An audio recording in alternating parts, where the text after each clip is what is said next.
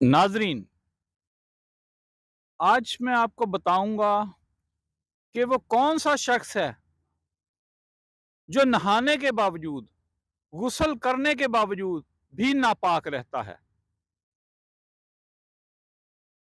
وہ کون سا عمل ہے جو ہمیں ضرور کرنا ہے تاکہ ہم نہانے کے بعد پاک ہو جائیں، تاکہ ہم غسل کرنے سے پاک ہو جائیں۔ ایسا نہ ہو کہ ہم غسل کریں اور پھر بھی ناپاک ہی رہیں۔